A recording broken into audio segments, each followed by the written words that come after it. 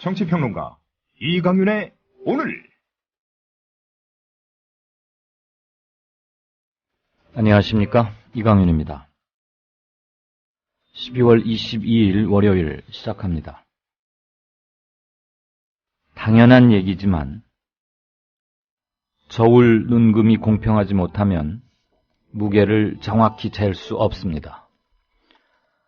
이번 헌법재판소의 결정은 저울의 정확성에 대한 근본적 의문을 던지고 있습니다. 그것과는 별개로 한 가지 더 생각해 보고자 합니다. 보수층을 비판하면서 30-40년 전 낡은 사고 틀에 갇혀 있다고 비판하곤 합니다.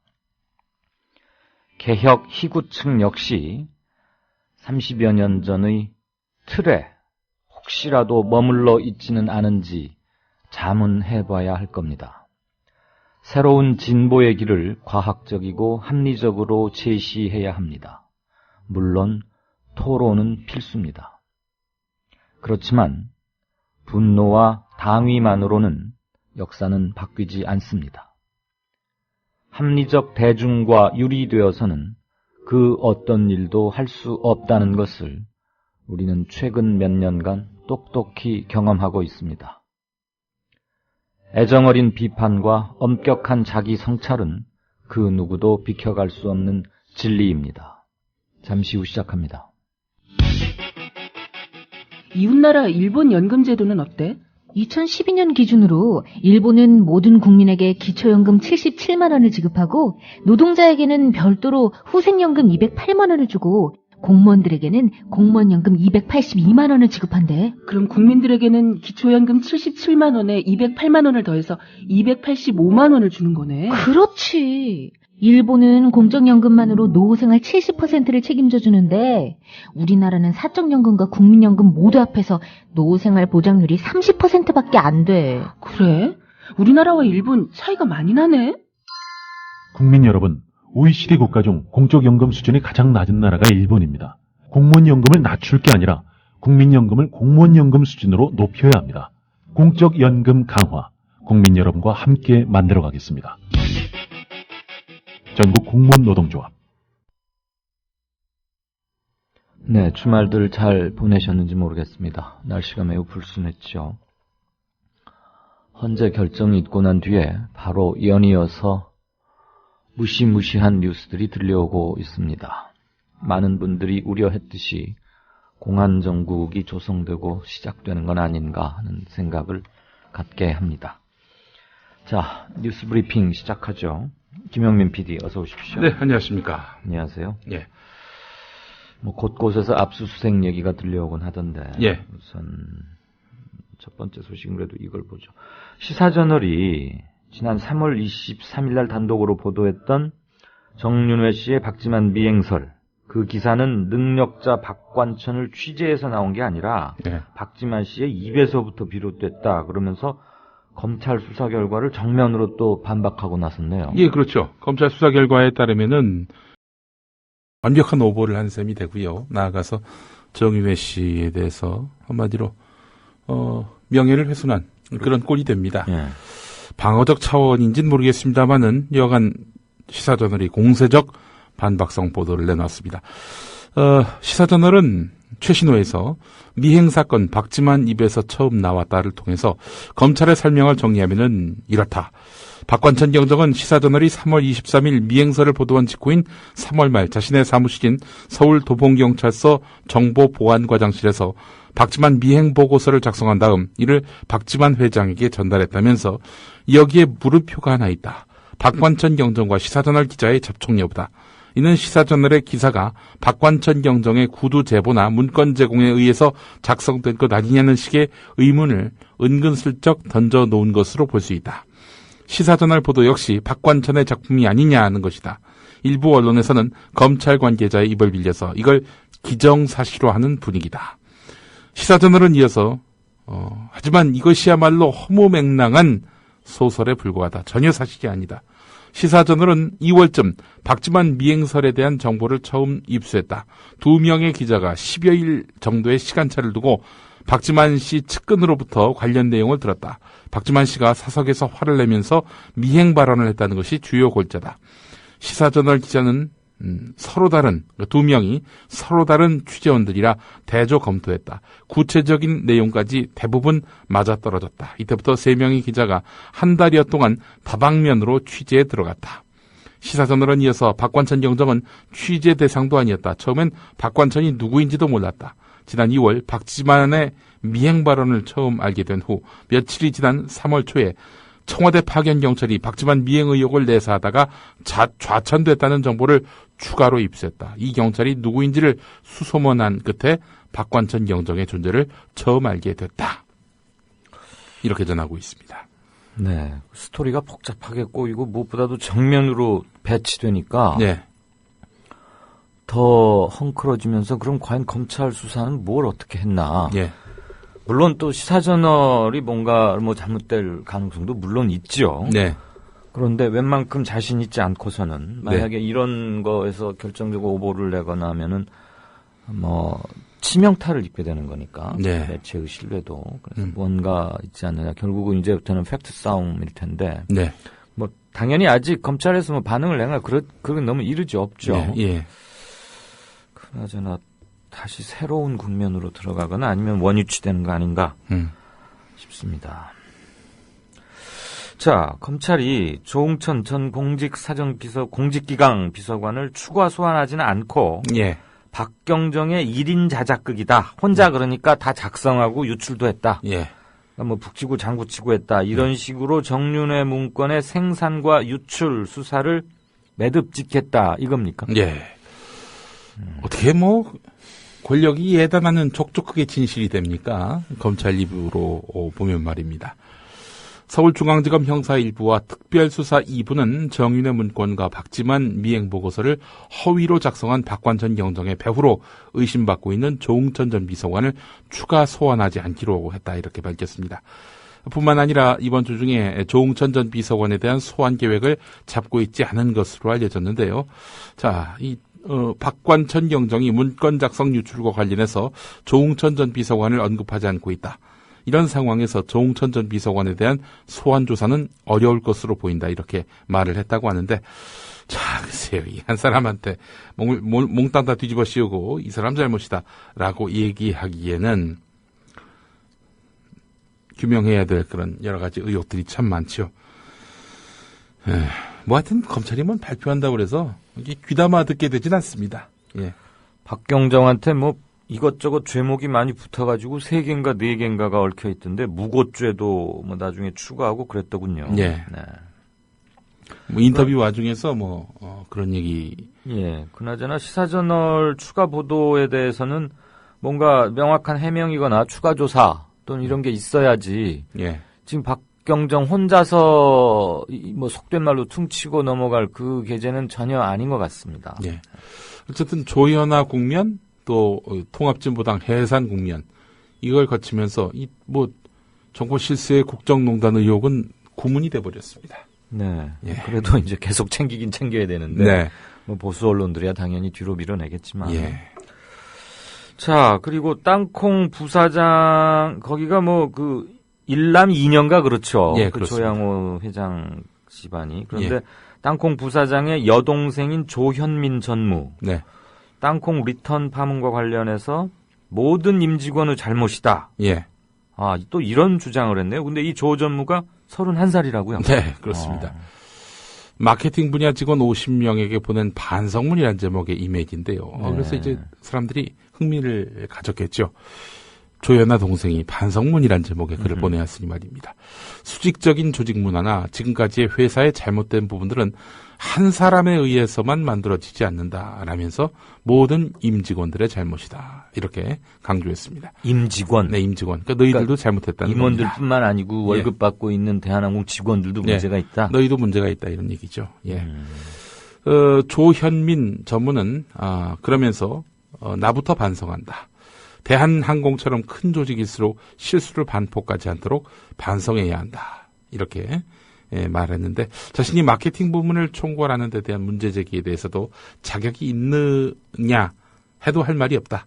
이유 없이 맡은 것은 아니며 예, 최선을 다하고 있다라고 하고 있는데 올해 31살로 국내 대기업 임원 가운데 최연소입니다. 네. 자격이 있느냐라고 물었을 때 할 말이 없다. 그러나 이유도 없이 맡은 것도 아니다. 이런 얘기를 하고 있습니다. 막 후자의 방점이 좀 찍힌 것 같습니다. 이유가 있죠. 로얄 패밀리인데 뭐. 네. 그 언니의 그 동생인 것 같습니다. 반성문. 논란을 불러일으킬만 합니다. 네. 그나저나 아직은 지금 사전 구속영장 이런 건 청구되진 않았어요. 네. 땅콩 부사장에 대해서는. 예. 그런데 여객 담당 상무가 땅콩 부사장에게 문자 메시지로 모든 상황을 보고했고 뭐 예. 이런 것들이 휴대전화 메시지 복원을 통해서 확인을 했다고 하더군요. 검찰이. 예. 그렇다면 증거인멸에 대한 혐의 입증이 가능해지는 물증을 확보했다. 이런 얘기가 나오던데 여기도 오늘 내일이 고비가 될 것 같습니다. 예. 자, 이것도 뭐 큰 문제였는데 향후 어떻게 진전될지 관심사이긴 합니다만 박근혜 대통령이 오늘 공무원 연금 개혁, 그리고 공공개혁, 그리고 중앙과 지방정부 간의 재정관계 등 현재 우리 앞에 쌓여있는 난제를 해결하는 게 우리의 운명이자 사명이자 팔자요? 팔자라고 했습니다. 그러면서 그러니까 연금개혁 하자는 얘기인데 뭐 왜 또 팔자라는 단어를 쓰셨답니까? 참, 저 쓰는 표현들 보면은 김용민하고 좀 거의 그 쌍벽을 이루지 않습니까? 예. 아주 아주 저렴한 어휘를 어떻게 이런 표현들을 다 어디 구해다. 팔자, 진돗개. 누가 써줬겠죠, 밑에서? 아유, 누가 이런 이 싸구려 멘트를 날려주겠습니까? 아, 참 궁금한데. 뭐, 진돗개 물어 뜯는다, 살점이 뜯겨져 나가도록, 예. 그 사실은 사람들의 표현 속에 그 사람의 그 멘탈리티, 또 품격이 다 녹아 있는 거 아니겠습니까? 아, 김 예. PD도 그걸 인정하십니까? 아, 인정합니다, 예. 자. 저는 뭐, 잡놈이라고 스스로 자처하고 다니니까요. 뭐라고 좀 사람이 좀 싸다. 천박하다. 뭐 그런 얘기에 전혀 동의하지 않습니다만 박근혜 대통령 보고 천박하다 그러면은 이 해산 명령을 내리지 않겠습니까? 해산 명령을 내릴 것 같아요. 예. 인간 해산 명령. 예. 오늘 청와대에서 열린 제6차 국민경제자문회의 겸 경제관계장관회의 연석회의에서 역대 정부들이 하다 힘들어서 팽개치고 꼬이고 꼬여서 내버려둔 과제들이 눈앞에 쌓여있다 라면서도 규제와 관련해서 위기도 아닌데 규제 개혁을 어떻게 할 것이냐에 대해서 용기를 가져야 한다. 중화학공업은 전 세계적으로 전쟁 시기에 발달했지만 대한민국만이 전쟁이 아닌 시기에 예외적으로 성공시켰다. 자기 아버지 때 그랬다는 거죠. 예. 전쟁을 치르지 않고 중화학공업을 성공시켰듯이 구조개혁 문제도 해낼 수 있다는 자신감을 가질 필요가 있다. 이렇게 말을 했다고 합니다. 자, 그러면서 이제 팔자 얘기가 나오고 그러는데, 물은 100도씨에서 끓는데 어떤 사람은 99도까지 노력을 해놓고 마지막 1도를 채우지 못해서 실패하기도 하고, 우물도 물길을 만나겠다고 몇 길을 파다가 한 길을 남겨두고 포기했다 하면 물을 못 만나게 된다. 내년에 경제혁신 3개년 계획을 성공 못 시키면은 이 수많은 회의와 고민과 노력이 다 헛수고가 될 것이다. 이렇게 말을 했다고 하는군요. 동의할 수 있는 말들이 별로 없습니다. 예. 사명이자 운명이자 팔자입니다. 예. 사주는 어떻게 나왔는지 궁금하군요. 이런 정권과 만나고 있는 우리의 현실도 팔자 탓이겠죠. 예. 자, 그리고 이게 굉장히 시끄럽고 한편에서는 정말 뭐가 그런 게 있는 게 아닌가 싶기도 하고, 예. 정부나 한수원에서는 전혀 사실이 아니다. 다 공개된 것들이다. 아무 문제 없다. 이러는데, 네. 우리나라 원자력 발전 시스템에 대한 사이버 공격이 실제 시설 파괴로 이어진 해외 사례가 있어서 국내 원전 자료 유출 사건도 마음 놓을 수가 없다. 이런 우려를 제기하고 있는 측이 있다면서요? 예, 지금까지 공개된 그 자료들은 그다지 그 안전에 크게 영향을 미치지 않는 미미한 것들이다. 이런 식으로 얘기하고 있는데, 네네. 아니, 그 해커들이 뭘 어떻게 얼마나 갖고 있는지에 대해서 정보도 없으면서 뭐 이렇게 예단하기 바쁩니까? 네. 왜 그 파장 줄이기에 급급합니까? 10만 건을 갖고 있다. 이런 얘기를 해커들이 했다던데요. 네. 지금 현재 이야기 듣기로는 이 외국에서도요. 원전 해킹 사례가 있었고 실제로 시설 파괴도 있었던 것으로 알려졌습니다. 그 학계와 업계에 따르면은 이란 원전은 2010년에 스톡스넷이라는 군사 무기에 가까운 해킹 공격을 받았습니다. 이로 인해서 천연 우라늄 광석을 원전에 사용할 수 있게 농축하는 데 쓰이는 원심 분리기가 대량 파괴되는 피해를 당했고 이로 인해서 원전 가동이 정지됐습니다. 당시 이란 원전은 2,000여 개의 전체 원심 분리기 가운데서 공격을 받은 약 1,000개를 교체하느라 1년가량 가동을 정지한 것으로 알려졌는데요. 스톡스넷은 보조 기억 장치와 네트워크 공유 폴더를 통해서 전파가 되는데 이란 원전의 경우 내부 직원이 악성 코드에 감염된 USB를 내부 제어 시스템에 꽂으면서 보안망이 뚫린 것으로 알려졌습니다. 올 1월에는 일본 후쿠이현 몬주 원전에서 사이버 공격으로 내부 자료가 대거 유출되는 사고가 발생했는데 조사 결과 고속 증식로 당직 근무자용 PC 한 대가 컴퓨터 바이러스에 감염되면서 내부 보고서와 메일 등 4만 2천여 건의 자료가 새 나갔다고 합니다. 이번에 한국수력원자력에서 유출된 자료에 대해서는 원전 운전에 영향을 미칠 정도의 기밀 자료가 아닌데다 설령 해킹에 의한 유출이라 하더라도 외부에서 인터넷으로 원전 제어망까지 접근하는 것이 불가능하기 때문에 원전 안전에는 직접적인 영향이 없다 이렇게 말하고 있는데 하지만 전문가들은 100% 장담할 수 없다 이렇게 얘기하고 있습니다. 오늘 아침에 여러 방송과 인터뷰를 했던 서균열 서울대 원자핵공학과 교수는 원전 제어망이 외부와 격리되어 있긴 하지만은 원천적으로 외부 접근이 봉쇄되어 있다고 확신할 수 없다. 망 분리가 지난해 4월에 이루어진 점과 통상 사이버 공격이 오랜 기간 지속적으로 진행되는 점을 고려할 때 앞서 수년 동안은 공격이 노출돼 있었다고 할 수 있다. 이런 이야기입니다. 네트워크가 이제 연결되지 않았기 때문에 그러니까 인터넷이 들어오지 않기 때문에 밖에서 제어하고 조정하는 거 쉽지 않겠지만은 예를 들어서 몇 월 며칠 몇 시에 무슨 사고 일어나라 이렇게 명령어를 넣은 상태에서 네트워크가 끊어진다면은 그 명령어대로 어느 순간 사달을 일으킬 가능성이 있다는 겁니다. 야, 이건 보통 그나저나 그냥 걱정할 일 아니다 이렇게만 할 게 아니고 공개된 것들 중에 이건 뭐고 저건 뭐고 이거를 좀 더 소상히 설명을 하거나 그다음에 이들 해커가 진짜 그냥 허풍쟁이인지 이런 거에 대한 지금 수사를 하고는 있겠죠. 수사를 알아보고 있진 않겠습니까? 네. 얼마나 알아낼지는 별개의 문제더라도 네. 만약에 그런 거조차 없다면 검찰 수사가 이루어지고 있는 것으로 지금 알려져 있습니다. 근데 검찰이 그런 걸 어떻게 할 수 있겠어? 검찰이 잘하는 건 정권 안보지. 원전 안보는 아닌 것 같습니다. 그나저나 이거 서령 허무맹랑하고 그런다 치더라도 그렇게 판명이 서령 난다고 하더라도 위험 요소를 잘 이렇게 다루어 나가는 신중한 태도 이런 것들은 어느 때보다 필요한 게 아닌가 싶고 말이죠.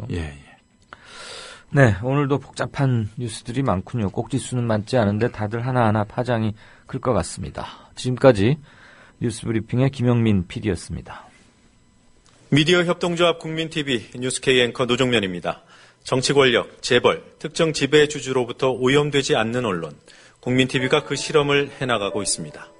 이런 언론이 지속 가능하다면 다른 여러 언론도 따라올 것입니다. 닻을 올린 국민TV, 순항하도록 힘을 실어주십시오.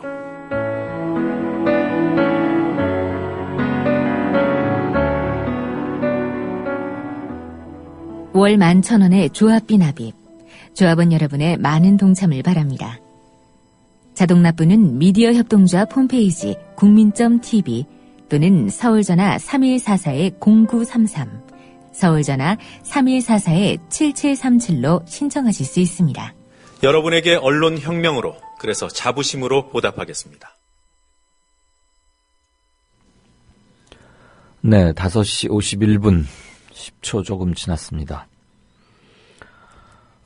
청취자 게시판을 좀 보고요. 주말이고 그래서 잘들 보내셨는지도 궁금하고. 이분이 회손녀였군요. 이게 무슨 말씀이시죠? 오케이 마리님께서 올려주셨는데요.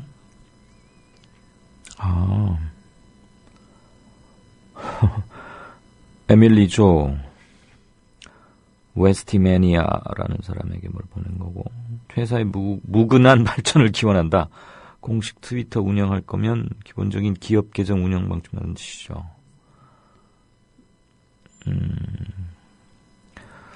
영업 공부를 뭐 어떻게 했고 뭘 했는지는 모르겠는데 무근한 발전을 기원한다 그러고, 기본적으로 우리말 구사에 큰 문제가 있는 것 같습니다. 혹시 이 사람이 그 31살의 조전무란 사람입니까? 네. 짤찌다. 발음하기 쉽지 않은 분이군요. 닉네임이. 팔자라고요. 반신반인이 51.6%로 당선시켜주니까 팔자 타령까지. 어렸을 때 우리 동네 단골레 할매가 생각납니다. 네, 좀 전후 문맥상이건 뉘앙스상이건 팔자라는 말은 좀 어울리지 않는 것 같습니다. 대통령의 워딩이란 말도 좀, 대통령의 어휘 또는 문장, 단어 이런 것들은 여러 번 요모조모로 다 축조하고 심사숙고 끝에 나오게들 마련인데, 요즘 조금 그 단어의 수위랄까 강도 이런 것들이 예기치 못한 것들을 많이 쓰더니 계속 그래요. 이게 대통령의 애드립인지 아니면 밑에서 써온 것과 상관없이 본인의 흉중이나 순간 떠오르는 말인지, 아니면 언제 이거는 써먹어야겠다 해서 수첩에 적어놨던 걸 얘기하시는 건지는 모르겠는데, 밑에서 공식 라인에서 써서 대통령 말씀 자료로 올려보낸 것이라고는 믿기 힘든 것들이 많이 나온 것은 분명합니다. 정말 중요한 건 그거를 소탈한 어법이라고 볼 수도 있고요. 강조하기 위해서 그렇게 비유를 했다고 들어줄 수 있습니다. 그거 어렵지 않습니다. 대통령이 우리들과 흉어물 없이 터놓을 수 있는 말로 하는 거 환영할 일이죠. 차라리 그런 건 괜찮은데, 사안별 무게중심이나 균형을 아직도 그런 거 기대하느냐 이 앵커 이렇게 말씀하고 싶으신 분들 많이 계시겠지만, 그래도 그 자리가 어떤 자리입니까? 어느 한 정파나 어느 특정 지역의 국민만을 대변하겠다고 자기의 정치적 지지자, 자기에게 표를 준 사람만 대표할 수 없고 해서도 안 되고, 또 국정이라는 것은 그렇게 운영이 안 되는 것을 취임하자마자 바로 알 수 있는 것이거든요. 오히려 자기의 정치적 반대파들을 늘 염두에 두고 그들이 더 국정의 중심이 될 수밖에 없는 겁니다. 아니, 무슨 간단한 모임이나 이런 것들 한번 생각해 보십시다. 어디 여러 규모의 모임들을 많이 갖고들 계시죠. 여러 단체 소속들도 되실 텐데, 거기 운영진이라는 거 한번 되어보면 나와 생각이 좀 다르거나 또는 소외돼 있는 사람이 어떻게 생각하고 있는지, 무슨 생각을 하는지, 그 사람들은 뭘 하고 싶어 하는지, 또는 내가 하려고 하는 것 중에 어떤 점을 안 좋게 생각하는지, 이런 것들을 먼저 살피게 되지 않습니까? 왜냐하면 나의 생각을 지지하는 사람들, 나와 기본적으로 생각의 궤를 같이 하는 사람들과는 조금 소통의 순위를 뒤로 늦추더라도 뭐가 큰 사달이 나는 건 아니란 말이죠.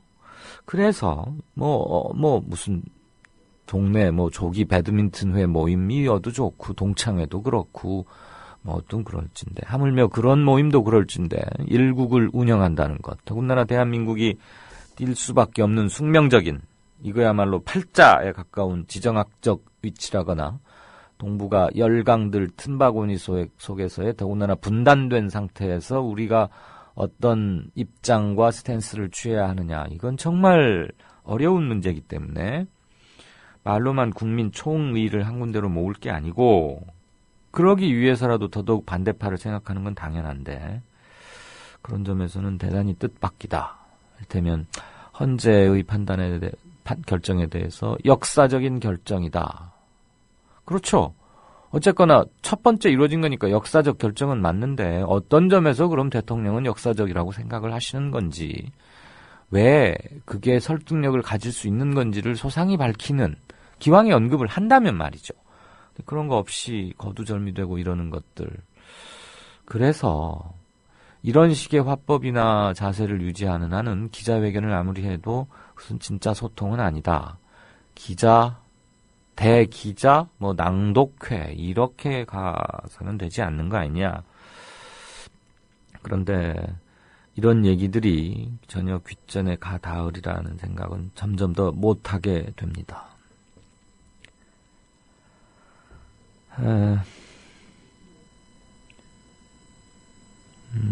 물잡이님, 이게 무슨 말씀이신지 한번 들어보죠. 요즘 들어 부쩍 어떤 책 제목이 하나 떠오른다. 뻐꾸기 둥지 위로 날아간 새.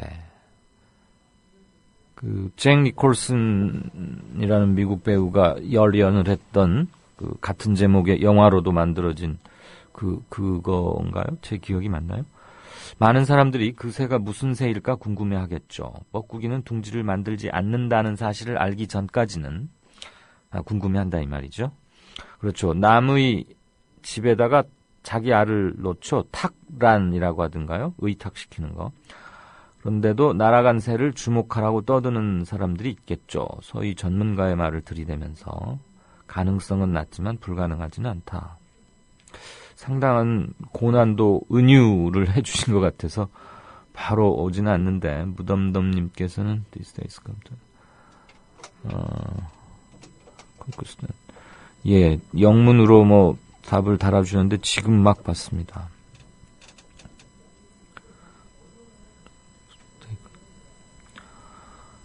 기회는 많지 않고 그러나 불가능한 건 아니다. 저기 말들을 다 그냥 번역을 해주신 것 같군요. 록 에이지스님은 팔자라는 멘트를 쓰는 이유는 국가에서 하는 대로 군말하지 말고 따라오고 혹시 나라가 잘못하더라도 나라 탓하지 말고 그게 다 네 팔자려니 생각하라고 말하는 것이랍니다. 아주 그럴듯한 그런 해석이시네요. 둥이파파님께서는 이번 크리스마스에는 우리나라에 산타클로스가 오지 않았으면 좋겠다. 착한 사람들 중에 눈물 흘리지 않는 사람들이 없으니 상식이 통하고 억울하지 않은 나라가 되어야 하는데 이게 이렇게 힘들단 말인가 이런 말씀 주셨네요. 포레스트 토니님께서는 약간 뜬금없는 말일지 모르지만 대법관 그리고 대법원장, 헌재소장, 판사, 법원장 이런 사법부의 주요한 포스트를 선출직으로 바꾸는 건 어떨까요? 이런 견해를 주셨네요. 예, 이렇게 하는 나라도 있고 이런 얘기도 일부 나오기는 했습니다. 이번 게 너무 또 형평을 잃었고 8대1이라는 거의 만장일치에 가까운 원사이드한 적이었는데 이거의 문제점도 좀 있긴 할 겁니다. 선출직이라는 게 반드시 어떤 경향성을 또 띌 수밖에 없는 그런 숙명적인 게 있지 않습니까? 구조적으로 문제점이. 사법부야말로 완벽한 독립과 균형 감각과 양심에 따른 어떠한 외압 없이 이런 게 작동이 되어야 하는데 그렇지 못하죠. 더군다나 정치권이거나 민감한 사안일수록 검찰이나 법원으로 들고 가는 경우가 자꾸 많아지지 않습니까? 그러니까 제가 늘 즐겨 쓰는 표현인데 서초동 대검청사를 바라보는 여의도 그런 사안이 늘수록 정치문화는 후진성을 면하기 힘들고 칼자루에 휘둘리고 눈치를 볼 수밖에 없고 약점이 잡혀 있으니까요. 그런데 이것은 좀 논란거리는 됩니다. 그랬더니 진실정의라는 님께서는 3부 요인과 검찰청장, 경찰청장, 국세청장은 국민 직선제로 선출해야 공정성이 확보된다. 이른바 이제 빅3 파워 빅3의 검경 국세청장 이 세 청장과 3부 요인을 아예 직선제로 하자 그러는데 논의는 무성합니다. 로게이지스님 얘기 들어보죠. 국가보안법 들먹이는 공안정치의 부활. 참 무서운 현실이 아닐 수 없다. 네, 그렇습니다. 아까 파트로슈님도 이적 목사, 그 애기봉에 크리스마스 성탄 트리를 설치하지 말자, 그 운동 펴던 얼마 전에 인터뷰도 했었죠. 그 이 목사의 독일에서의 얼마 전에 발언을 두고 지금 오늘 아침에 압수수색을 당했다, 이런 신문 기사를 올려주셨는데, 이따 인터뷰를 해서 어떻게 된 사연인지 그런 얘기 좀 들어보겠습니다, 직접.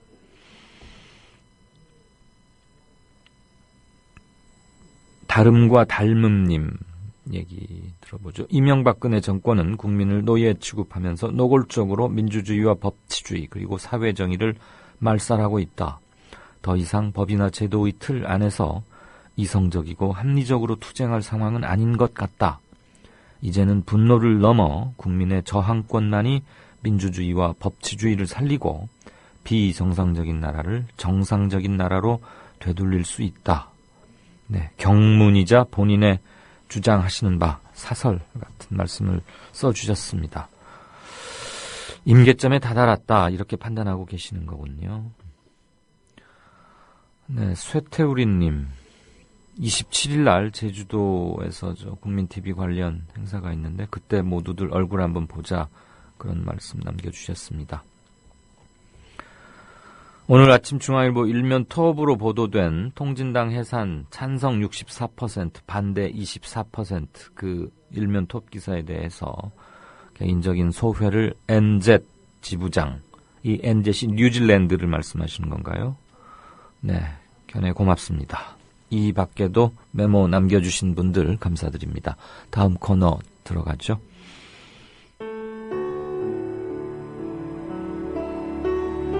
경남 거창에 사는 조합원 백함나무님. 남편의 유언으로 온 가족이 미디어 협동조합원이 됐습니다. 라디오 비평 들으실 때마다 아이고 속이 시원하다 이렇게 하시더라고요. 본인이 먼저 하시고요, 가입을. 예, 그 뜻을 이제 알았기 때문에 손자, 손녀 6명까지 그렇게 이제 다 가입을 하게 됐지. 작고한 부부는 왜 국민TV 조합원 가입, 이것이 이 시대에 꼭 필요한 언론운동이라고 확신했을까요? 가슴 아픈 가족사가 있었습니다. 저는 민족일보 조용수 그분 그때부터 관심을 많이 가지시고 저 동아투이 그때 남편이 광고도 내고 또 한겨레 주주도 되시고 저희 시어른 되시는 분이 보도연맹에 억울한 죽음을 당하셨습니다. 중학교 때 아버지가 억울하게 그리고 옥살이 하실 때 그 도시락을 가지고 감옥에 가서 어느 날 갑자기 그래 이제 총살 당했다는 그런 걸 안 겪었으면은 또 평범하게 살았을 수도 있는데.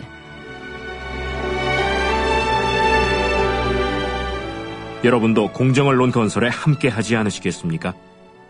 국민.tv 미디어 협동조합 홈페이지에 들어오셔서 조합원으로 가입해주세요. 전화 서울 3144-7737, 3144-0933으로도 하실 수 있습니다. 이강윤의 오늘, 이제는 정가 산책으로 함께합니다. 정치권 동향, 생생하게 풀어드릴 분은요. 네, 양정대 기자 안녕하세요. 네, 안녕하세요. 헌재 결정 있고 나서 대통령의 헌재 결정에 대한 역사적인 결정이었다, 이런 발언 이후에 강경, 공안 모드가 완연하네요. 곳곳에서 압수수색 이런 거 이루어지던데요. 네, 그렇습니다. 헌재 결정이 난 뒤에 사실상 이번 결정을 이 여권이 비선 실세 의혹으로 전 수세 국면 이것을 전환하기 위해서 적극적으로 활용할 가능성이 꽤 있다. 이런 말씀을 드렸는데, 네. 어쨌든 헌재 결정이 난 직후에 이 새누리당이 그런 기미가 아주 없었던 건 아닙니다만, 어쨌든 사필 규정이다. 이렇게 이 정도 수준에서 이렇게 더 나아간 얘기를 하는 것에 대해서는 좀 다소 조심스러워하는 그런 분위기가 역력했는데, 20일이죠. 박근혜 대통령이 이번 헌재 결정에 대해서 이 자유민주주의를 지켜낸 역사적 결정이었다. 이렇게 얘기를 했다고 이제 윤두현 청와대 홍보석이 언론에 전달을 했었죠. 네.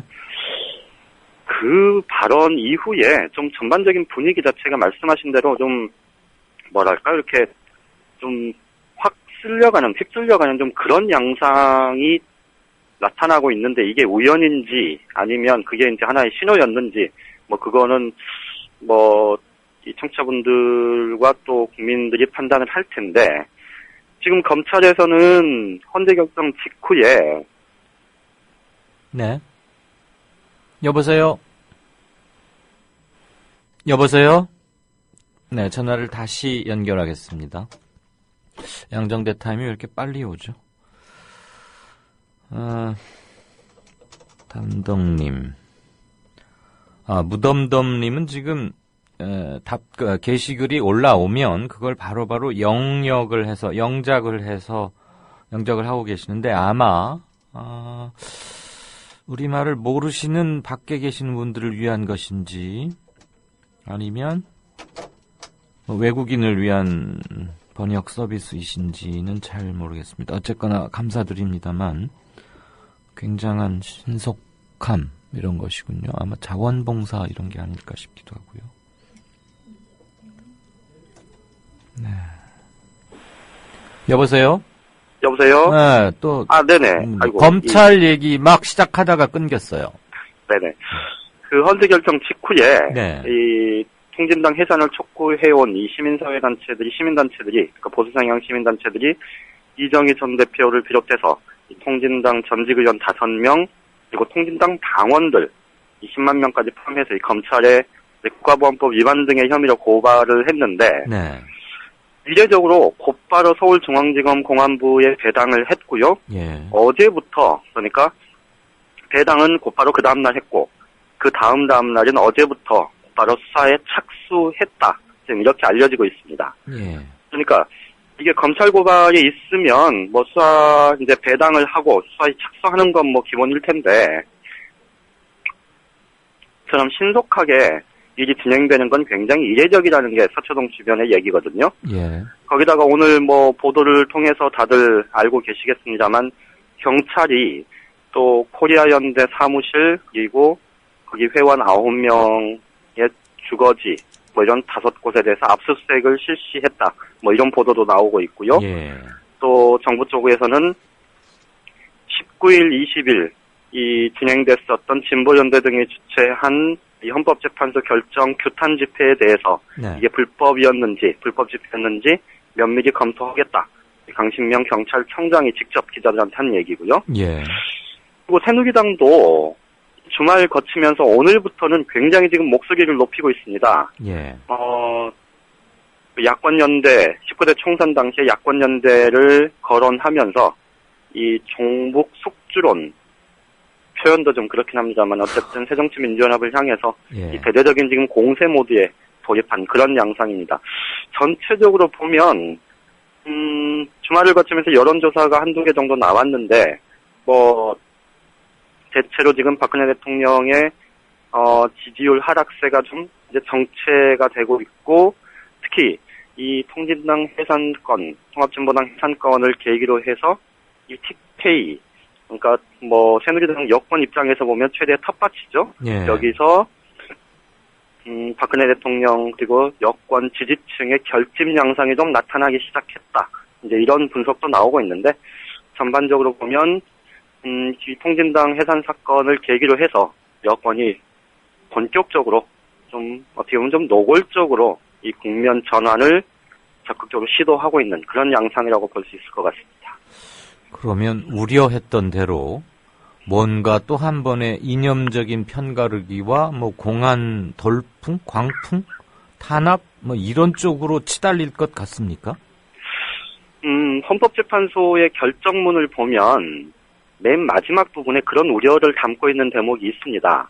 네. 그러니까 이게 자칫 이 헌법재판소가 이번에 이제 통합진보당에 대해서 해산 결정을 내리지만 이것이 사회의 다양성을 훼손하는 네. 그런 우려가 드는 건 사실인데, 어쨌든 우리가 이 통합진보당 해산을 결정한 거는 이 남북 대치 상황 하에서 이 자유민주주의의 근간, 이 범위 내에서 정당 활동이 이루어져야 된다는 그것에 대한 결정이지, 예. 이를 벗어난 이 자유민주주의, 민주주의의 근간이라고 할 수 있는 이념과 사상의 다양성, 이런 것들까지 훼손하는 방식으로 일이 전개돼서는 안 된다는 그런 우려를 분명히 담고 있고요. 예. 또 마지막 부분에는 그거에 더해서 실제로 그 김희수 그 헌법재판관, 네. 소수 의견 낸 유일한 분, 예, 반대 의견을 냈었죠. 네. 이분의 의견으로 과거 이제 1950년대 이 독일에서 공산당을 해산시켰을 때 실제로 이 수많은 이 공산 당원들에 대한 대대적인 이 사실상의 사회적 숙청 작업이 벌어졌던 그거에 대한 우려가 담겨 있기도 한데 네. 사실 이 통진당 당원들에 대한 이 수사로까지 만약에 수사가 확대가 된다면 이거는 뭐 그야말로 좀 뭐랄까요? 가장 우려했던 최악의 상황으로 갈 수도 있겠다. 예, 네. 그런 좀 걱정을 하는 목소리들이 굉장히 많아지는 것 같습니다. 근데 지금 오늘부터 싹 바뀐 태도만 보면은 그렇게까지는 가지 않을 것이다라는 우려를 거두기가 좀 쉽지 않아 보여요. 그렇죠. 네. 네. 좀 연말에 추운데 이게 과연 뭔가를 이 여세를 몰아서 뭘 어떻게 해보고 싶은 유혹은 당연히 있을 수 있겠지만 그렇죠. 그거를 조절하는 게 대단히 중요한 거고 국정 운영에 그런 냉철함이 필요한 순간인 건데 지금 뭐 그것의 헌재의 옳고 그름 그것 가지고도 사실 지금 논란이 굉장히 많은데 여기에서 이렇게 바로 드라이브를 건다는 것은 참 도저히 좀 이해하기가 쉽지 않습니다. 자, 그리고 새정치연합 뭐 전당대회가 이제 얼마 남지 않았으니까 이해는 가는데 이런 얘기하는 건 좀 한가해 보인다 뭐 이렇게 생각하실 분들 많을 것 같네요. 의원 한 30명 정도가 이른바 빅3 요번에 출마하지 말라 이렇게 요구를 공식화했다고요? 네, 그렇습니다. 새정치민주연합의 의원 30명, 대체로 이제 중도파이거나 혹은 이제 486 의원들도 한두 명 끼어 있고요. 네. 또, 정세균 의원하고, 예. 빅3 중에 한 명인 정세균 의원하고 가까운 의원들이 또 많다, 뭐 이런 분석도 나오긴 하는데, 예. 어쨌든, 의원 30명이 연서명을 받아서, 이, 빅3, 그러니까 문재인, 박지원, 정세균, 이 세 사람의 전당대회 불출마를 뭐 직접 언급하진 않았습니다만 사실상 불출마를 촉구하는 그런 성명을 발표를 했습니다. 말씀하신 대로 좀 다소 한가해 보이는 그런 상황 아닌가 싶은데 예. 지금 비선실세 국정 의혹도 그렇고 국정농단 의혹도 그렇고 이 헌재 통합진보당 해산 결정도 그렇고 이거 보면 좀 전체적으로 이 뭐랄까요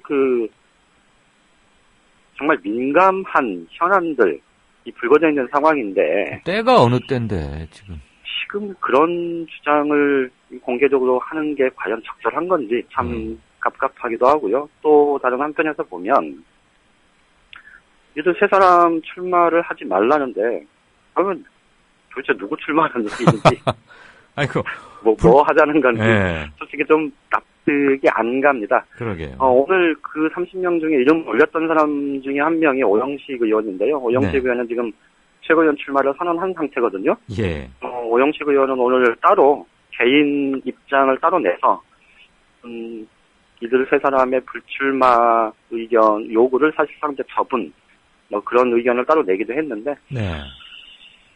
당 내에서는 그 이름을 올리는 의원들 중에 보면 김영환 의원도 있고요. 거기도 이제 뭐 김영환 의원 같은 경우도 지금 전당대회 출마 여부를 검토하고 있다 뭐 이런 얘기가 나오고 있는 사람이고. 예. 그리고 대체로 이 김한길 안철수 공동대표 체제 때 여기를 지원했던 혹은 이쪽과 가까운 의원들 뭐 이런 얘기들이 많아서 모르겠습니다. 이게 솔직히 별로 관심 갖고 싶은 생각 자체가 없어서 제가 깊게 취재를 하진 않았는데. 네네. 그거 하나만 물어보십시다 그러면. 예, 상황이 좀 먹한데 네. 한가하다 뭐 이런 생각이 듭니다. 근데 도대체 나오지 말라고 하는 이유는 뭡니까? 이유야 이 친노 비노 싸움으로 이렇게 가게 되면 당이 깨지지 않겠냐 뭐 이런 거죠. 그러면 그 세 사람이 안 나오면은 친노, 비노 이런 얘기는 쏙 들어간다고 주장하고 있습니까?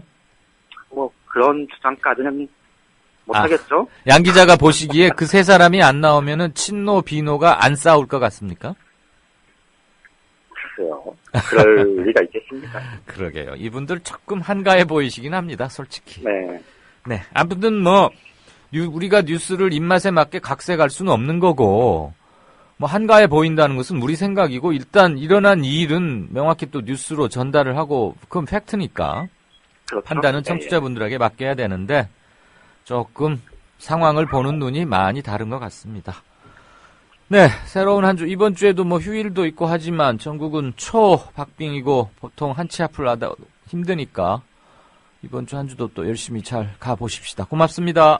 예, 고맙습니다. 네, 정가산책 지금까지 한국일보 정치부의 양정대 차장이었습니다.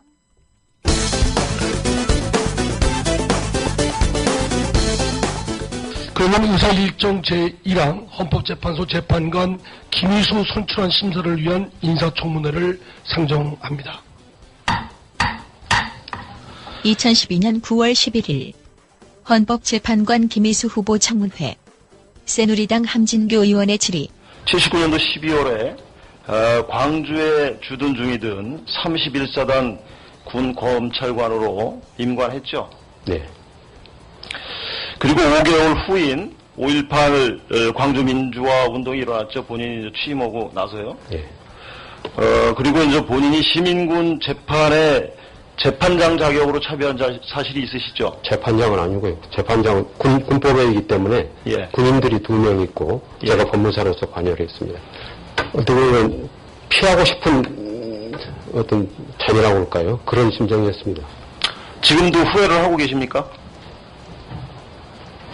그 당시의 재판 상황에 대해서, 결과에 대해서 지금도 지금 본인 말씀하신 대로 좀 후회를 하고 계십니까? 사실은 그 정말 안 맡았으면 좋았을 재판이라고 이렇게 지금도 생각을 하고, 저는 제가 광주 사람으로서 어떻게 보면 광주 항쟁에 참여를 해야 될 어떤 입장에도 있는 사람인데, 군인 신분에 있어서 그 재판을 맡게 되었습니다. 그러니까 제 입장이 아주 어떻게 보면 복잡한 입장이었다고 말씀드릴 수 있겠습니다. 지금도 그 심정에는 변함이 없습니까?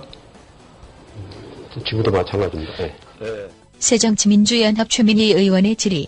그 국방부에서 스마트폰이나 스마트폰상의 몇몇 애플리케이션을 종북 앱으로 규정했던 사건을 알고 계시죠? 네, 보도를 봤습니다. 예, 근데 그 중에 나는 꼼수다라는 팟캐스트 방송을 종북 앱으로 규정했습니다. 이게 종북 앱 맞다고 생각하십니까? 흔히 논의되는 종북이라고 하는 것은 북한의 집권 세력을 추종하는 그런 것을 종북이라고 알고 있습니다. 근데 그런 추종하는 세력이 아니라면은 그렇게 쉽게 종북이라고 단정할 수는 없다고 생각을 합니다. 예, 그래서 이제 이와 관련해서 시민단체 등에서는 이게 헌법상의 표현의 자유와 사생활의 자유를 침해했다. 그래갖고 국방부를 상대로 소송도 하고 진정서도 제출하고 그렇게 하고 있습니다. 그래서 저희가 우려하는 것은 이렇게 군대가 종북이라는 이름을 내세워서 건강한 시민들의 표현의 자유까지 위축시키고 있지 않느냐. 이제 이런 문제 제기를 하고 있는 것이거든요.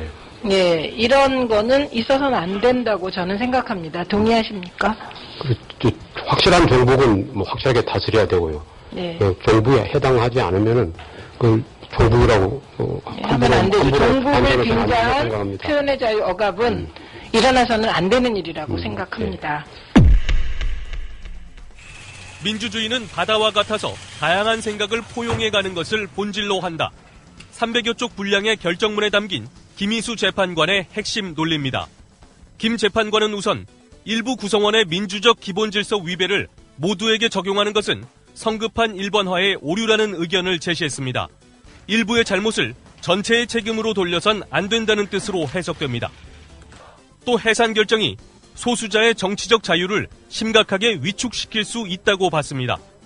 민주주의의 중요 요소인 정당과 정치적 결사의 자유에 중대한 제약을 초래한다는 것입니다. 2007년 청주지방법원장이었던 김희수 재판관. 그가 뉴스에 등장하는데 계속해서 청주입니다. 지난 3월부터 도내 각 학교를 돌면서 찾아가는 법 교육을 실시해온 청주지방법원이 이번엔 초중학생들을 위한 법교육 영화를 직접 만들어서 화제가 되고 있습니다. 이 화해가 모든 분쟁을 해결하는 가장 좋은 방법이다. 이 화해가 모든 분쟁을 해결하는 가장 좋은 방법이다.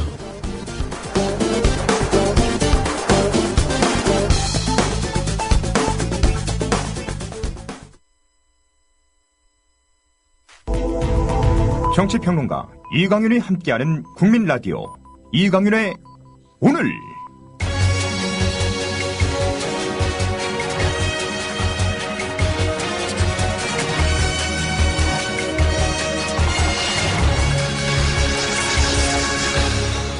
이강윤의 예리한 시각. 이제는 뉴스의 행과 간을 짚어냅니다. 네.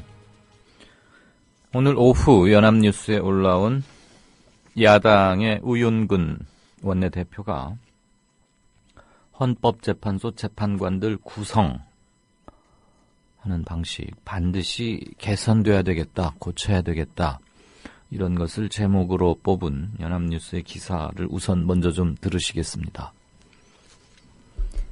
새정치민주연합이 오늘 헌법재판소의 통합진보당 해산 결정과 관련해 헌재 재판관의 구성 방식 개선을 촉구하고 나섰다. 우윤근 원내대표는 이날 비대위원 회의에서 지금 헌재 재판관의 구성 방식이 시대 정신과 가치, 민주주의의 다양성을 대표하는지 검토할 때가 됐다며 민주적 다양성과 사회통합, 헌재의 중요성을 고려할 때 재판관 구성 방식은 반드시 개선돼야 한다고 말했다. 우 원내대표는 헌재의 역할, 비중을 고려할 때 현재 구성 방식은 근본적 한계가 있다고 지적하고 현행 헌법은 대통령, 국회, 대법원장이 각각 3명을 추천하고 대통령이 임명하는데 이런 방식으로 민주적 정당성 확보가 가능한지 구조적 편향성을 탈피할 수 있을지 의문이라고 주장했다. 네. 아까 제가 이강윤의 오늘 시작하면서 오프닝에서 저울의 눈금이 공평치 못하면 정확한 무게를 잴 수 없다. 이건 너무 상식적인 얘기죠. 그런 말씀을 드렸는데 헌재가 중요한 이유는 헌법재판소의 존치 이유하고도 직결되는 거죠. 이건 명백히 87년 6월 민주화 항쟁의 시민항쟁의 승리의 소산물입니다. 그전에도 이와 유사한 기능을 조금 수행하던 또는 기관을 만들려고 하거나 일부 있긴 했습니다만 명확하게 헌법재판소라는 명칭에서부터 그 정체성, 아이덴티티가 명백히 드러나고 헌재의 임무를 5가지로 딱 구분, 이렇게 적시하고 있죠. 이러한 것만 하게 돼 있다.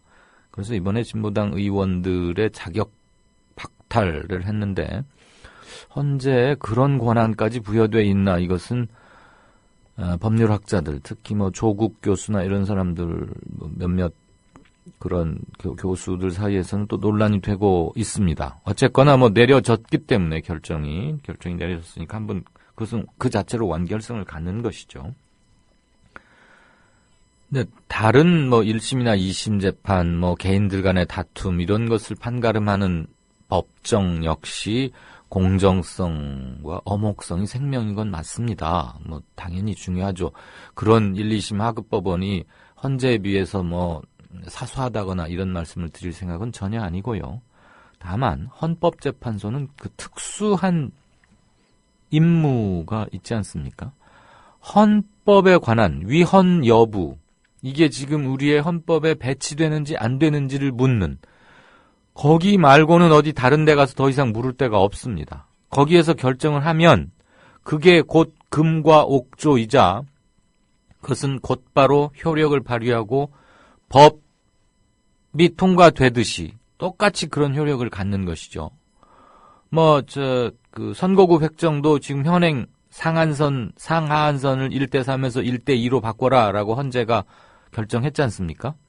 다만 그렇게 하려면 시간이 좀 걸릴 터이니 내년 1월 31일까지 내년 12월 31일까지 즉 1년 정도 유예를 주면서 시간을 줄 테니 어쨌거나 그때까지는 확실히 바꿔라 라고 하면 그것은 곧바로 그냥 효력을 갖는 겁니다. 법률안이 통과돼서 법으로서 기능을 하는 것과 똑같은 결정을 갖는 거란 말이죠. 그러니까 말 그대로 사법적 판단을 요하는 것 중에서도 가장 핵심적이고 우리나라를 운영하는 모든 법 테두리의 근간, 골간이 되는 헌법에 관한 최고의 해석이자 해석 정도가 아니고 최고의 결정기관인 것이죠. 한마디로 가장 어른이라고 볼 수 있습니다. 가장 어른, 원로회라고 불러도 좋고, 이사회라고 불러도 좋고, 그게 이름이 뭐였건 간에, 왜냐하면 헌재 말고는 헌재 그 다음에 어디 가서 물어볼 때거나 결정을 구할 곳이 없거든요. 그러면 그 헌재는 그때 당시 그때 그 현재 시점으로의 우리나라의 무슨 지성사적 그리고 이념적 지형이란 말이 또 뭔가를 불러올 수 있어서 제가 좀 꺼려지는 표현이긴 합니다만 그 다음에 앞으로 지향하고자 하는 우리의 공동체의 미래 그런 것들에 대한 그러니까 지성사적 지형과 미래의 좌표에 대한 것을 함축적으로 담고 있음과 동시에 있는 그대로 반영할 수 있는 헌재 재판관 인적 구성 비율에 가까워야 한다 이거죠. 그걸 전 인구의 무슨 정치적 성향, 이념적 편향, 생각들의 갈래 이런 것들을 실험실에서 무슨 데이터 분석하듯이 갈래 해서 몇 분의 1 포션, 그러니까 몇 퍼센트 이렇게 해서 그 몫으로 뭘 하기는 그거는 그냥 아주 자연과학적인 기계적 형평성을 획득하기 위한 그런 상상일 것이고요. 그렇게 될 수 없죠. 없다는 건 물론 알죠. 다만 최소한 그런 객관성과 정확성을 지향하면서 가야 된다. 그래야 거기에서 내려지는 결정들이 최소한의 설득력을 획득할 수 있다. 그런데 헌재는 최소한의 설득력만 얻어서는 안 되는 기관입니다. 실은 최대한의 설득력을 얻으려고 애를 써야죠. 최대한. 그 최대한은 말 그대로 100%에 가까운 겁니다. 전 국민적 동의를 얻는다는 것은 불가능에 가까울 것이지만 목표는 그렇게 해야 한다. 그런데 지금 헌재 재판관 9분의 지성사적 지형과 우리 대한민국 공동체 구성원들의 미래에 대한 가치관의 좌표 이런 것에 있어서 정확한 축도라고 할 수 있느냐? 그런 의문을 당연히 제기하지 않을 수 없게 되어 있지 않습니까? 아시다시피 헌재는 모두 9명이고 그 중에 6명, 즉 3분의 2죠. 6사람의 찬성을 얻으면 그건 그대로 결정이 되는 겁니다. 그렇지 못하면 기각이 되고 이제 법률용어로 인용 그런 말을 하더군요. 이번에 8대 1이었습니다. 통진당 내 자주파 또는 경기 동부연합, 울산, 그다음에 광주 무슨 연합의 이 삼각 동맹이라고 하는 이른바 구당권파 그 그룹을 제가 정치적으로 옹호하거나 저는 주사파 지지하지 않습니다.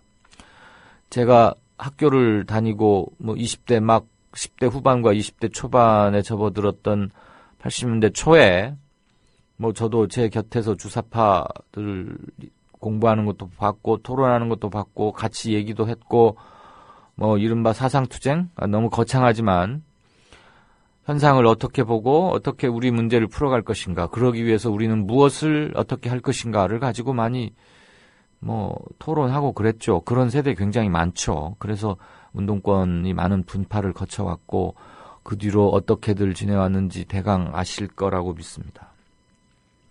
저는 분명히 말씀드리는데 이른바 NL 중에서 자기 헌신성과 조국과 민족의 미래를 위해서 그리고 민족의 해방을 위해서 아무튼 역사의 질곡에서 우리가 벗어나기 위해서 몸부림치고 자기 모든 것들을 다 희생해온 분들이 아주 많다는 거 압니다. 그런데 그 이후로 진행되어 온 경과 과정 속에서 주사파들은 어떻게 자기 변형을 해왔나, 자기 비판을 해왔나, 그리고 명백히 바뀐 역사적 사실을 어떻게 인정하고 그것을 자기들의 진로 수정에 어떻게 반영을 했나. 혹시라도 혁명의 순결성을 운운하면서 일체의 변동 요인, 변동된 상황 이런 것들의 반영을 거부하고 자기들의 울타리나 성을 더 높이 쌓은 나머지 더 고립을 자초하고 그럴수록 자기들이 더 순수하고 혁명의 열정과 순수성은 누구도 훼손할 수 없다는 자기 확신만을 강화시켜온 과정은 아니었나. 그런 점에서 저는 비판합니다. 그리고 결과적으로 2012년 국회의원 총선 직후부터 6개월 동안 거의 매일 일면 톱을 장식했던 이른바 통진당 사태, 비례경선 대표 부정이니 중앙위원회 폭력 사태니 등등등 해서 이런 것들이 물론 사건 초기 알려진 것과는 많이 다른 점은 있습니다만 어쨌거나 간에 전체 그 개혁과 변화를 바라는 이 사회가 좀 더 인간적인 세상으로 사람 사는 세상으로 바뀌었으면 좋겠다라고 생각하는 많은 사람들에게 심대한 타격을 입혔던 것 분명히 그건 정치적 과오입니다. 그런 부분에 대한 명확한 자기 반성과 그리고 그 반성에 대한 용서를 구하고 그 용서에 대한 사회적 승인이 이루어지는 과정이 있었는지 저는 과연 의문입니다. 그것은 저 개인의 주사파에 대한 정치적 견해인 것이고요. 오늘 헌재 재판관 구성 비율이 우리의 지성사적 지형을 명확히 반영하고 있는 것인가라고 의문을 던지는 건 별개의 문제죠. 그럼 통진당을 옹호하기 위해서가 아니고 통진당 지도부나 이른바 구당권파를 옹호하기 위해서가 아니라 그렇게 중차대하고 막중한 기능을 수행하는 헌법재판소가 그거에 걸맞는 인적 구성 비율을 유지하고 있는가? 거기서 내려지는 결정은 그럼 시대 정신이 담긴 건데 우리는 그것을 우리 시대를 오롯이 대표하는 그리고 서령 생각이 좀 다르더라도 그것을 인정해야 하는 권위를 갖고 있다고 할 수 있는 것인가에 대한 의문을 말씀드리는 겁니다. 대통령 몫으로 3명입니다. 그 다음에 여당 몫 1명. 그러면 벌써 9명 중에 4명은 정부 집권층이라고 할 수 있는 곳에서 정합니다. 대통령 몫 3명, 여당 몫 1명. 그 다음에 야당 몫 1명 있고요. 여야 합의로 1명 있습니다. 그럼 여야 합의는 아주 중립적인 정말 무색, 무취, 투명한 분이라고 칩시다. 문제는 대법원장 몫 3명입니다. 그런데 이 대법원장이 추천하는 3자리가 별 공론화 과정 없이 추천된다는 데 문제가 있습니다. 우선 대법원장은 대통령이 임명을 합니다. 그러면 통상은 초록이 동색인 이런 쪽에서 임명될 가능성이 높죠. 어쨌거나 대통령과 적대적인 사람을 임명하기는 쉽지 않을 거 아닙니까? 대통령이 대법원장을 임명하는 데다가 대법원에서 헌재 재판관 자리는 대법관 물망에는 올랐지만 이런저런 이유로 밀려난 고위 법관을 배려해주는 자리 정도로 취급되어 온 경향이 대단히 강합니다. 특히 최근 10년 정도 사이에. 그래서 보수색이 강한 현직 고위 법관들이 헌재 재판관으로 옮겨가는 현실이 있습니다. 있습니다 정도가 아니고 강합니다. 아까 조금 전에 뉴스 재구성에 나왔던 김희수 재판관 같은 경우는 야당, 옛날 민주당 추천 케이스인 것이고요. 그 전에 김대중 노무현 정부 때 대법원장 추천 또는 대통령 추천 중에는 인권 변호사로 민주화를 위해서 애쓰시던 분들, 그러니까 꼭 법원이나 검찰 쪽에서 혁혁한 자리, 좋다는 자리는 꿰차고 이력서 화롭게 휘황찬란하게 꾸민 엘리트 법관들만으로 하지는 않았습니다. 지금은 공안통에 난다긴다 하는 분들이 많이 포진해 있습니다.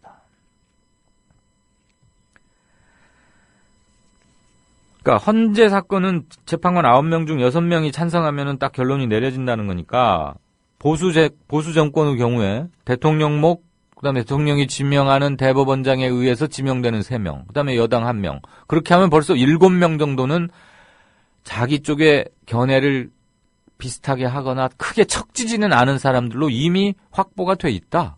그러면 어떤 사안이 헌재로 넘어가든 간에 정권 담임 세력에게 유리한 쪽의 결론이 나올 수밖에 없는 인적 구성을 갖고 있는 것이죠. 숙명적으로.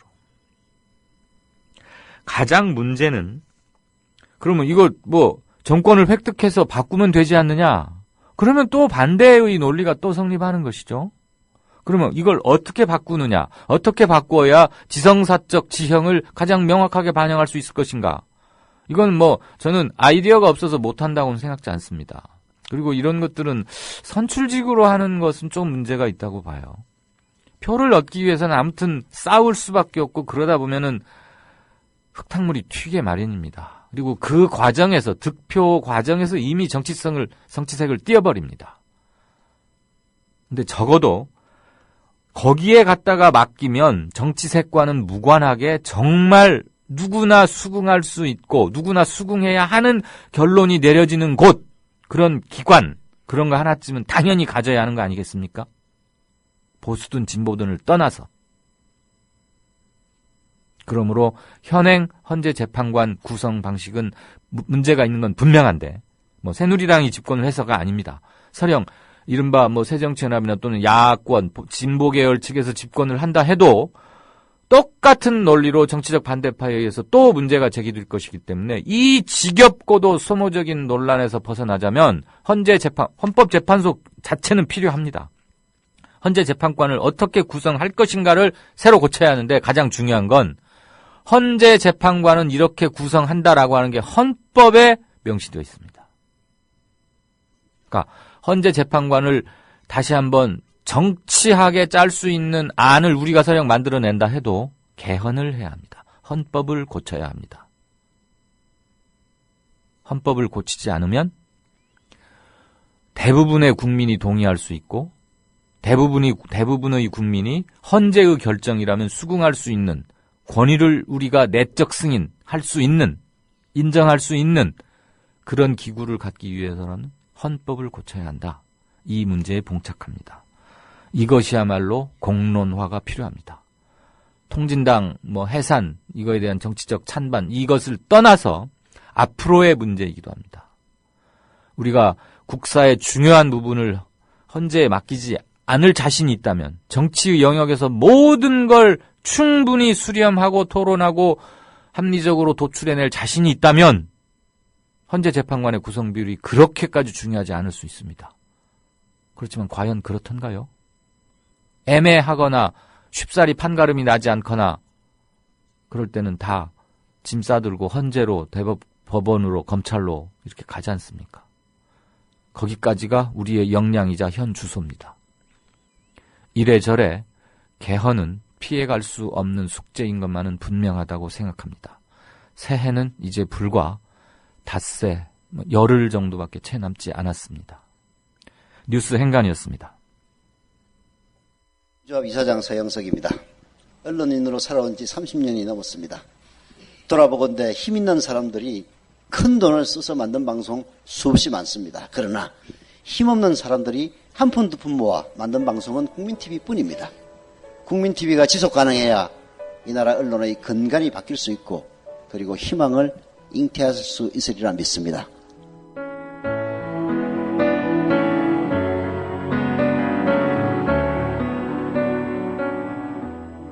월 11,000원의 조합비 납입. 조합원 여러분의 많은 동참을 바랍니다. 자동납부는 미디어 협동조합 홈페이지 국민.tv 또는 서울전화 3144-0933, 서울전화 3144-7737로 신청하실 수 있습니다. 여러분들에게는 언론혁명으로, 그래서 자부심으로 보답하겠습니다. 지금 여러분께서는 정치평론가 이강윤이 진행하는 이강윤의 오늘을 듣고 계십니다. 이강윤의 오늘은 팟캐스트 포털 팟빵에서 다시 들으실 수 있습니다. 의견과 건의가 있으시면 게시판에 남겨주세요. 네, 진짜 인터뷰 하겠습니다. 민통선 평화교회 담임 목사인 이적 목사님 연결돼 있죠? 안녕하십니까? 안녕하세요. 네, 애기봉, 김포 애기봉의 성탄 트리 문제로 얼마 전에 인터뷰를 했었는데, 오늘 네네. 오전에 조금 다른 뉴스가 전격적으로 전해졌습니다. 제가 아까 안녕하시냐고 여쭤봤는데, 별로 안녕 못 하신 것 같습니다만. 예, 상당히 안녕하지 못합니다. 우선 압수수색은 왜 이루어졌고, 압수수색이 어떻게 이루어졌는지, 왜와 어떻게를 좀 설명해 주시겠습니까? 압수수색 영장을 보니까 해합통신, 이적동조, 이적투해물 제작, 반포 지적소지, 즉 국가보안법 위반으로 이렇게 압수를 했고요. 아침 8시에 와서 약 60명이 현재까지 하고 있습니다. 네, 지금도요? 예, 지금도 저희 사택과 네. 교회 복지관, 네. 그리고 교회 예배당까지, 그리고 제 서재까지 한 5군데를 곳곳이 지금 뒤지고 있습니다.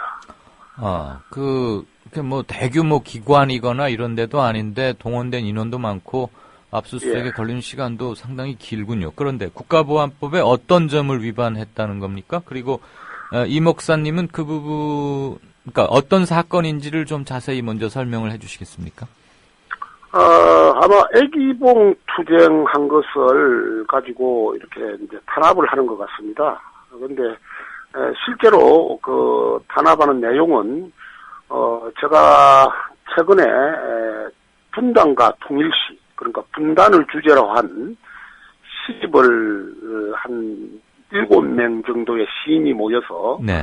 만들어낸 시집이 있습니다. 언제 내셨죠, 그 시집을? 한 2달 정도 됐고요. 네. 되게 현 정권을 좀 비판하는 시가 많고요. 네. 또 민족주의자적 시각에서 미국이 우리의 그 한반도 정세를 좌지우지한다는 그런 것에 대한 규탄적 시적 표현이 많습니다. 그것을 문학적 표현을 이적 표현물 제작으로 한 것 같고요. 네. 또 그 책을 뿌렸으니까 반포했다라고 이제 이야기했고, 또 하나는 작년에 독일에 가서 그 독일 포츠담에서 한반도 평화와 관련된 세미나에서 주제 발표를 한 적이 있습니다. 누가요? 제가 했습니다. 네. 제가 했는데 그 주제 발표 내용이 애기봉 등탑이나 대북 전단 살포는 남북 평화에 하등에 도움이 안 된다.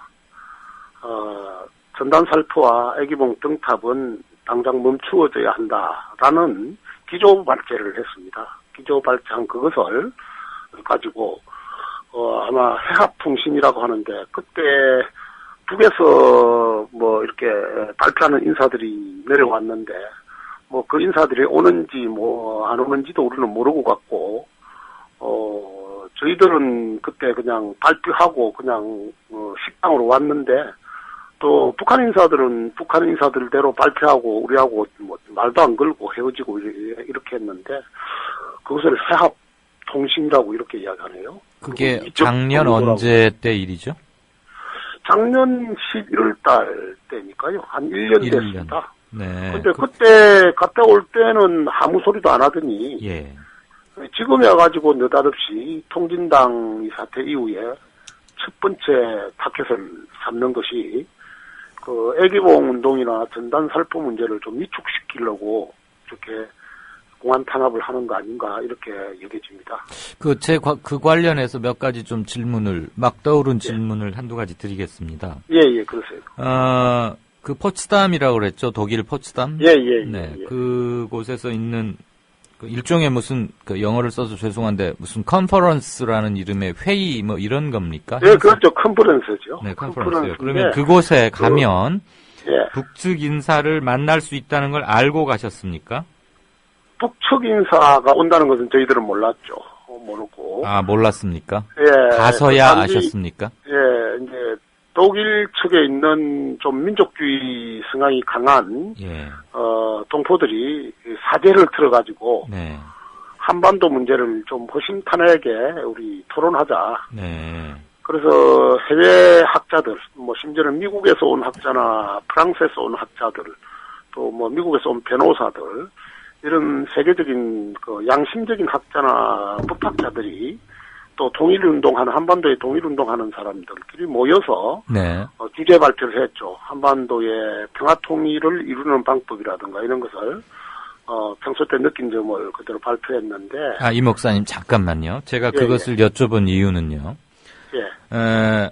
본의는 아니라 하더라도 북측 주민이나 인사와 접촉하게 되면 사전에 그것을 신고하도록 아마 지금 현재 법이 그렇게 돼 있을 겁니다. 예. 근데 그것을 이행하지 않으면 현행법으로서는 어쨌거나 실정법을 어기게 되는 거니까.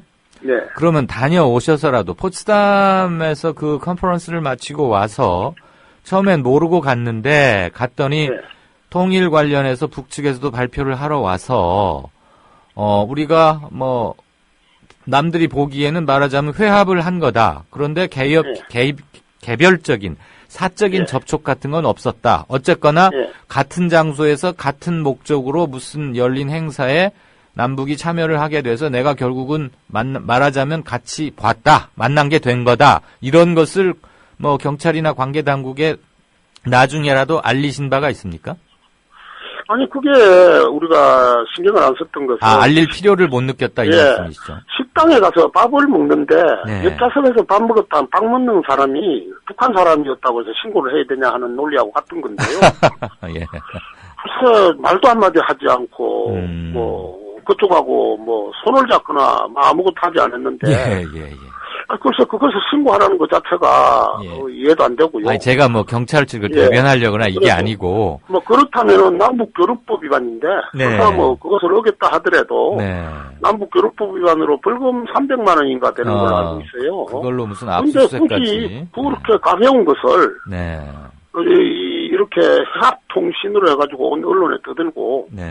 이렇게 하는 것은 의도가 있지 않느냐. 이렇게 생각하는 거죠. 그러니까 애기보 운동이나 전단살포 반대 평화운동하는 세력들을 친북 세력으로 이제 몰려고 하는 이런 아주 불량한 생각들을 갖고 있는 것 같아요. 예. 압수수색 영장에는 보통 그 사유와 압수수색할 물건 및 장소가 정확히 적시되어 있을 텐데요. 있습니다. 거기 뭐라고 쓰여 있던가요? 수색할 장소, 검증 장소는 신체 또는 제가 있는 교회 또는 자택 이런 것으로 되어 있고요. 그 범죄 사실은 그동안 분당과 통일시 동인으로 활동해 왔고 또 민통성 교회 목사이며 주로 분당과 통일을 주제로 한 시를 많이 집필을 하는 등 진보 문학 활동을 꾸준히 해오고 있으며 진보 단체인 팽통사 등과 애기봉 등탑을 철회하라, 대북비라 살포 중단하라 등의 신북 투쟁 활동에도 적극 나선 해입니다. 이렇게 되어 있습니다. 그러니까 애기봉 등탑 철회와 대북비라 살포 중단하라는 게 신북 투쟁 활동이라고 이렇게 이야기하는 거죠. 그러니까 이게 이제 본색이 바로 이 부분에서 드러나고 있다는 거죠. 네, 그럼 그 건에 관련해서 아무튼 경찰로부터 사전에 연락 그런 건 없었고. 이게 지금 갑자기 오늘 아침에 전격적으로 이루어진 거다 이 말씀이시지요? 네, 갑자기 이렇게 쳐들어왔죠. 네, 우리 집에는 관리실에서 왔다고 하고 들어갔고요. 제가 새벽에 나와서 글 쓰던 복지관에는 그냥 문을 비집고 따가지고 문을 부수고 들어왔습니다. 그 압수수색 대상에 이 목사님 신체도 적시가 돼 있으니까 돼 있었으니까 그 검색을 했겠네요. 예, 그렇죠. 저 신체도 검색당하고. 그런 거 휴대전화나 USB 아마 이런 것들이 대상일 텐데 소지하고 휴대전화도 복사를 떴고요. 그 복지관에 아동센터 여기는 복지시설인데 공식적으로 정부 복지시설인데 여기까지도 사실 다 뒤졌고요. 애기들 읽는 동화책까지 다 뒤지는 그런 비열한 모습을 보였습니다. 언제 뭐 출두하라 또는 소환하겠다 이런 얘기는 없었습니까? 아직까지는 없었습니다. 아마 언제쯤 하느냐고 물었더니 뭐 곧 안 하겠냐라고 이야기를 하는데 뭐 오래 걸리지는 않을 것 같습니다. 그 작년 11월에 독일 포츠담에서 열렸다는 그 학술 세미나 건을 직접 언급한 것은 아닌 거네요. 그러니까 경찰이? 아니요, 여기 뭡니까 영장에는 네. 영장에는 그게 나와 있습니다. 아, 영장에 예, 그 독일 이야기는 없는데 네네네. 독일 이야기가 있습니다. 여기 밑에 있네요. 독일 포츠탐에서 개최된 세미나 참석, 발언, 이적 폐물, 제작, 소지 관련된 모든 물품을 압수하라 뭐 이렇게 적혀 있네요. 아, 예. 예, 적혀 있습니다. 그럼 국가보안법이면 이건 경찰이 할 수도 있겠네요. 꼭 국정원이 하는 건 아니니까요. 네. 예.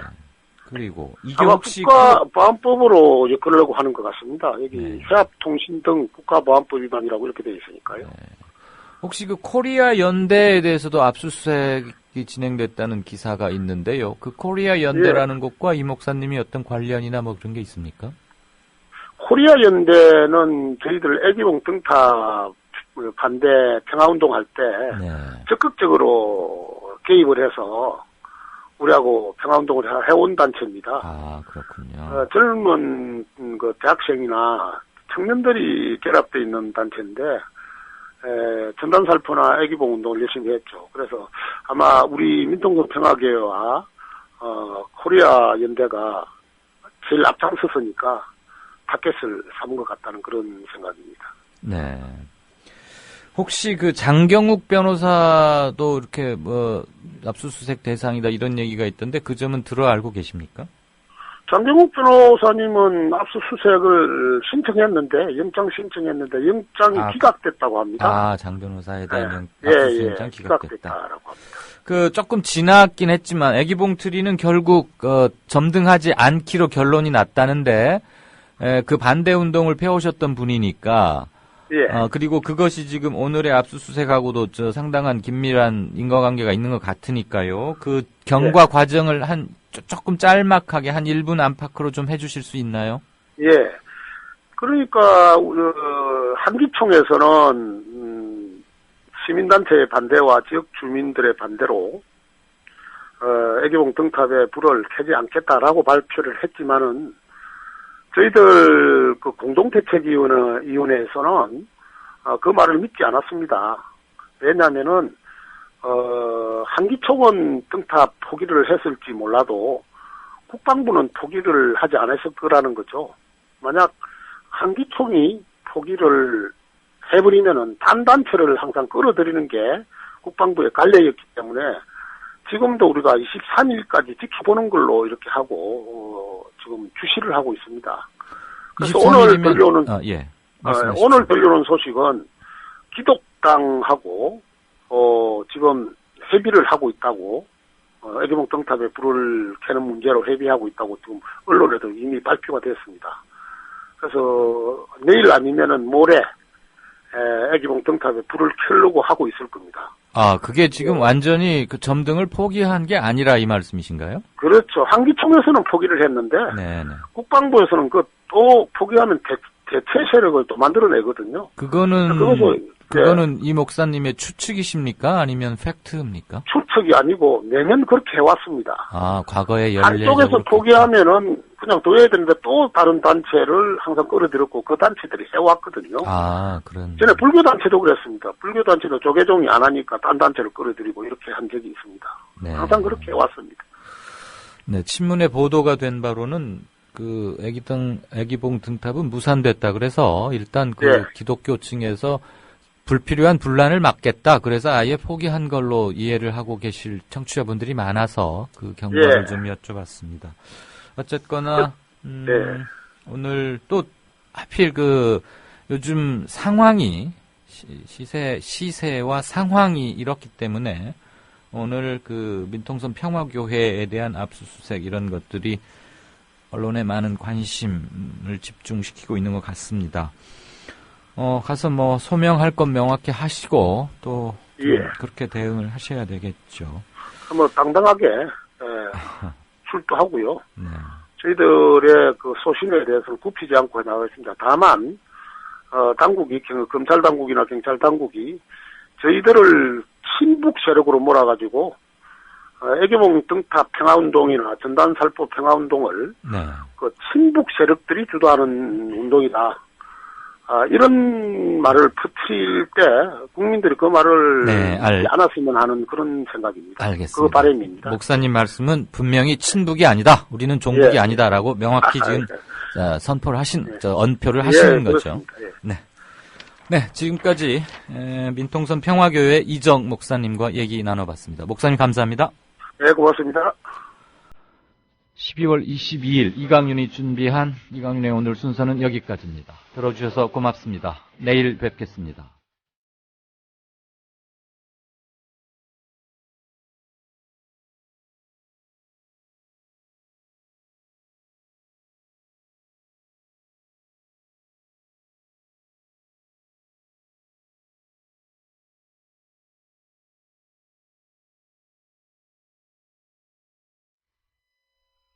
여기